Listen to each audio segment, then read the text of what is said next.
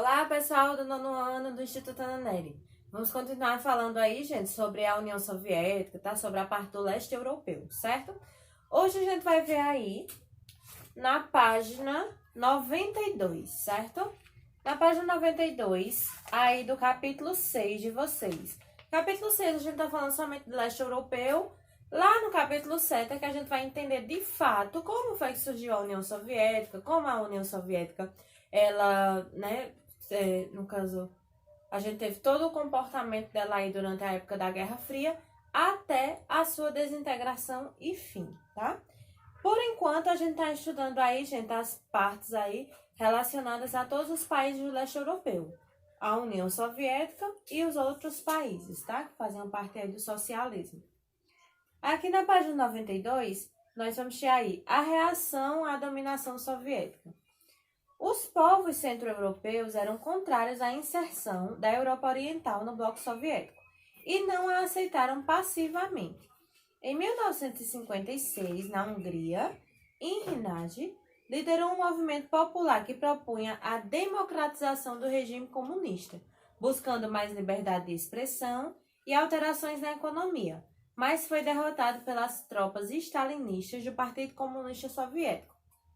Então, quando a gente começou a ver aí sobre o leste europeu, vocês viram que a gente teve um período, né, que a União Soviética, a gente só tinha somente um partido, que era o Partido Comunista, e ela foi dominada aí durante muito tempo por Stalin, né? Vocês já viram, provavelmente vocês já viram isso também em história, né? Toda essa parte aí do stalinismo, a parte aí, no caso do socialismo. Então, vocês já viram aí que Stalin, né, ele foi aí líder, né, da União Soviética durante um bom tempo. E ele realmente governava aí com o que a gente chama de mão de ferro, tá certo? Então, foi um governo aí autoritário. Aí aqui, na imagem aqui embaixo temos: chamamos de stalinismo o sistema político e econômico socialista implantado na União Soviética por Joseph Stalin, secretário-geral do Partido Comunista daquele país e seu principal líder. Então, gente, só voltando aqui um pouquinho. Quando a gente viu aqui, no início do capítulo, né, falando aí sobre o leste europeu, vocês viram que o leste europeu, no caso, era completamente socialista, mas a gente tinha alguns países socialistas, aqui nesse mapa da página 90, que estavam do lado capitalista, tá? Pela cortina de ferro. Não significa que eles não eram socialistas, significa apenas que quando passou a cortina de ferro, como eles não eram submissos à União Soviética por causa realmente aí de Stalin, né? Aí, no caso, ficou aí a Iugoslávia e a Albânia do lado capitalista, do lado da Europa Ocidental, porém sendo o seu sistema econômico socialista, tá? Então, Stalin, ele conseguiu aí, no caso, ocupar toda essa área, né, da União Soviética, conseguiu aí agregar povos que antes eram aí de outros países, né, como, por exemplo, aqui, a gente vai ter as repúblicas bálticas, né, Estônia, Letônia e Lituânia, que faziam parte aí da União Soviética durante um bom tempo, né, seguindo aí todas as orientações de Stalin, tá? Então, esses dois países que ficaram aí do lado ocidental, aí a Iugoslávia e a Albânia, eles não quiseram fazer parte da União Soviética, não quiseram se associar por causa de Stalin, tá?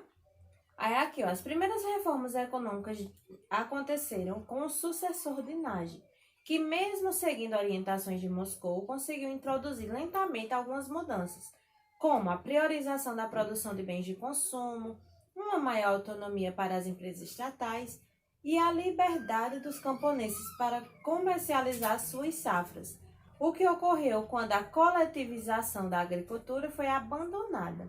Então, como vocês sabem, no socialismo a gente tem a questão da coletivização, ou seja, quase tudo, né, que eles produzem, quase tudo que eles fazem realmente é pensando no coletivo, pensando em realmente a divisão, tá? Então, como eles não têm a divisão de classes, eles têm aí uma renda mais ou menos igualitária, né, digamos assim, e eles tentam dividir entre todos aí aquilo que eles produzem realmente. Então, boa parte aí de quem produzia na agricultura, eles utilizavam aí sistema de cooperativas, certo? Que no caso aí era para fazer a divisão. Aí aqui, ó, essas medidas possibilitaram que o abastecimento atingisse excelentes níveis de eficiência não observados em outros países socialistas. Em 1989, o Parlamento da Hungria acabou com a ditadura do Partido Único, ao aprovar a lei que permitia o pluripartidarismo. Então, ó, em 1989, que vocês sabem que foi o ano da queda do Muro de Berlim, né? A gente teve aí o início do pluripartidarismo. O que é isso? Antes a gente só tinha um partido comunista e agora a gente começou a ter a abertura para a existência, na verdade, de outros partidos políticos, certo? Aí é aqui. E o país tornou-se uma democracia, passando a se chamar República da Hungria. Outra tentativa de reação à dominação soviética aconteceu em 1968, na Tchecoslováquia, quando o secretário-geral do Partido Comunista desse país, Alexander Dubček, iniciou um forte movimento de democratização, conhecido como Primavera de Praga. A Primavera de Praga, com certeza, vocês já viram em história. Inclusive, tem uma imagem aqui em cima sobre a Primavera de Praga, que diz assim, ó, foi um movimento que envolveu estudantes e intelectuais, cujas intenções eram modificar as estruturas políticas, econômicas e sociais da Tchecoslováquia, ao se desligar de Moscou, em abril de 1968. Entretanto, em agosto do mesmo ano, as tropas da União Soviética e do Pacto de Varsóvia invadiram a Tchecoslováquia para desmontar as reformas. Pacto de Varsóvia, vocês lembram que é aquela aliança militar que a União Soviética fez para que todos os países que fossem a favor aí do socialismo implantado pela União Soviética tivessem essa aliança realmente direta com eles, né? Pacto de Varsóvia na União Soviética e a OTAN nos Estados Unidos, certo? Aí aqui, ó, a gente teve essa reação aí da República da Hungria e a gente também teve essa reação aí da Tchecoslováquia com a Primavera de Praga. Então, gente, eram todas essas coisas que a gente tá falando, são conflitos, né, que ocorreram aí para tentar, né, fugir ou então tentar barrar aí a expansão mesmo da União Soviética, tá? A expansão aí do socialismo, certo? Aí aqui, continuando, temos apenas em 1977, com a publicação da Carta 77, manifesto assinado por vários intelectuais da época, que protestavam contra a repressão e exigiam mais respeito aos direitos humanos. Um novo movimento começou a se estruturar. Esse processo, no entanto, também foi interrompido por mais uma reação violenta do governo e retomado somente na década de 1980 com a perestroika. Então, ó, vamos ver aí, a gente tem todo esse processo, né, desses conflitos aí, e todos eles tiveram, de certa forma, alguma repressão. Podia ser uma repressão realmente física, tá, gente? Um conflito mesmo direto. Ou então uma repressão aí simplesmente intelectual, tá ok? Então, ó, todos esses conflitos que a gente teve aí contra a União Soviética foram de países que apoiavam a União Soviética e que agora não queriam mais viver sob esse domínio, certo? Então, na época da Guerra Fria mesmo, a gente não teve um conflito direto aí entre Estados Unidos e União Soviética, mas teve vários conflitos relacionados, né? Como a Guerra da Coreia, a Guerra da Angola, a Guerra no Afeganistão. Teve vários conflitos aí relacionados a esses sistemas. E a gente teve também essas reações aqui contra a União Soviética, certo? Aí aqui, ó, os protestos recomeçaram em 1987, ou seja, 10 anos depois, né? Com a reorganização do movimento pela oposição. E se intensificaram em 1989, quando os membros da Carta 77 assumiram sua liderança e criaram um fórum cívico, cujo líder era o escritor e teatrólogo Václav Havel. No mesmo ano, com o apoio de grandes manifestações populares, o movimento tomou o poder do Partido Comunista, entregando-se ao Fórum Cívico. Alexander Dubček assumiu a presidência da Câmara dos Deputados e Václav Havel tornou-se presidente da República. Essas mudanças na Tchecoslováquia foram denominadas de Revolução de Veludo. Então, ó, mais uma revolução aí na Tchecoslováquia. Primeiro, a gente teve a Primavera de Praga e depois a gente teve a Revolução de Veludo, certo? Aqui, ó. E com o processo de democratização, levaram o povo eslovaco a uma negociação pacífica que dividiu o país em 2 estados independentes. Então, foi aí que a gente teve, né, a primeira separação da Tchecoslováquia, que foi aí em República Tcheca e Eslováquia, né? Em 1993, quando a gente já tinha tido fim aí, no caso da União Soviética, certo? Aí aqui, ó, mas o primeiro país socialista a iniciar as transformações políticas e econômicas foi a Polônia. Polônia, gente, vocês sabem que ela estava envolvida aí na Primeira Guerra Mundial. Ela, no caso, foi adepta da União Soviética, depois da criação dela, né? Só que a Polônia, ela foi o primeiro país a ter aí digamos assim, um conflito direto aí com a União Soviética, tá? Foi o primeiro país a realmente ter aí transformação na política, né? No caso, ele não aceitava o Partido Comunista. E também transformações econômicas, certo? Com relação aí à questão do socialismo. Aí aqui, ó, que já no final da década de 1970, estava profundamente descontente com o regime soviético. Para desafiar o governo comunista, foi formado o Sindicato Católico Solidariedade. Gente, esse Sindicato Católico Solidariedade também vocês com certeza já viram em história, tá? Ele foi criado aí com um objetivo, né? E na verdade ele teve outro fim. Vamos entender por quê. Ó, com o apoio da Igreja Católica e de seu Papa, o polonês Karol, seu líder Lech Walesa mostrou-se tão combativo ao atingir as autoridades soviéticas que provocou um entusiasmo dos operários e obteve seu apoio. Essa iniciativa foi tão ameaçadora que os comunistas combateram imediatamente o sindicato, instaurando a lei marcial e colocando-o na ilegalidade. Então, criaram um partido Solidariedade, só que depois transformaram esse sindicato aí, Solidariedade, em ilegal, tá? Porque ele queria combater o comunismo, no caso, para a Polônia deixar realmente ser socialista, colocaram na ilegalidade para que a Polônia continuasse apoiando aí a União Soviética. Aqui, mesmo assim, seus líderes continuaram agindo e muitos chegaram a ser presos.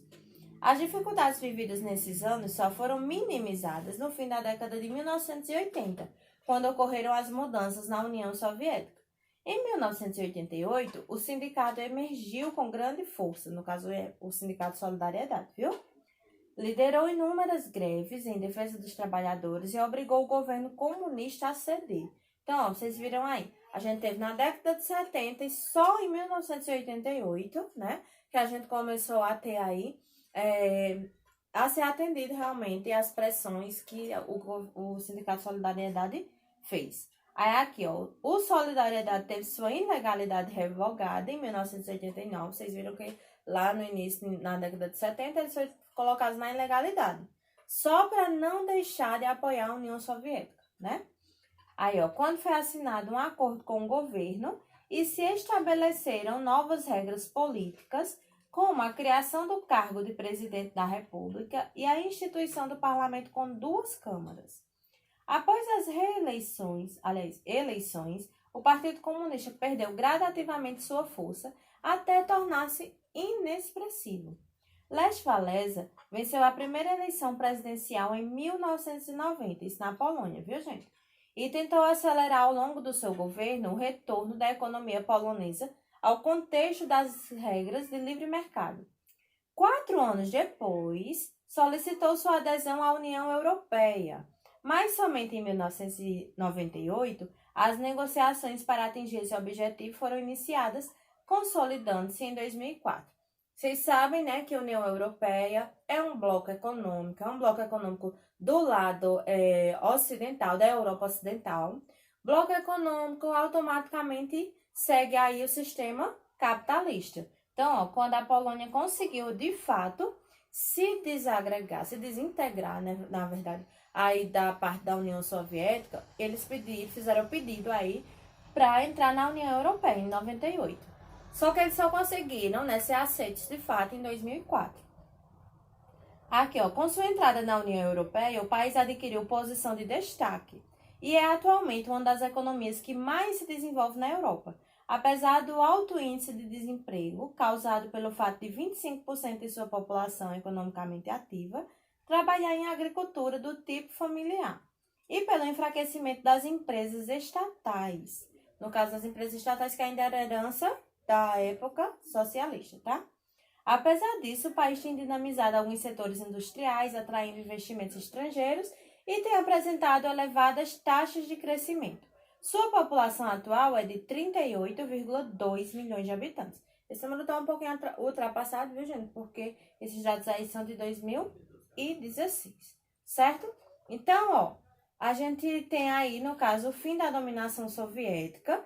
Na aula da semana passada, a gente já viu, gente, sobre a transição econômica no leste europeu, né? Eu adiantei para vocês essa aula sobre a transição econômica. Aí a gente vai só encerrar aqui, ó, vendo o fim da dominação soviética, tá? Na verdade, o fim da dominação no sentido, né, de que ela abrangia, né, e liderava todos os países que eram submissos, né, que seguiam aí o socialismo, com exceção daqueles dois que eu falei para vocês, estava do lado da Europa Ocidental. Aqui a gente vai ter assim, o fim da dominação soviética, mas sim realmente falado no fim da União Soviética como território, tá certo? A gente tá falando somente do fim da dominação sobre os países. O fim realmente do território, como aconteceu todo o processo para a União Soviética ser extinta, a gente só vai ver no capítulo 7, viu? Aí, ó, a crise socialista iniciada em 1985 resultou no fim da Guerra Fria da União Soviética. Gente, 1985 por quê? Presta atenção. 1989 a gente teve o fim, teve a queda do Muro de Berlim, né? 1991 a gente teve o fim da União Soviética de vez, o fim do socialismo e o fim também da Guerra Fria. 1985, porque foi quando Mikhail Gorbachev ele entrou aí no poder na União Soviética, né? Era o presidente aí, no caso da União Soviética, nessa época. E ele começou a fazer algumas mudanças, aquelas mudanças que a gente sempre fala, perestroika e a glasnost. Começou a abrir aí para partidos políticos, outros partidos, né? Na verdade, sem ser o Partido Comunista.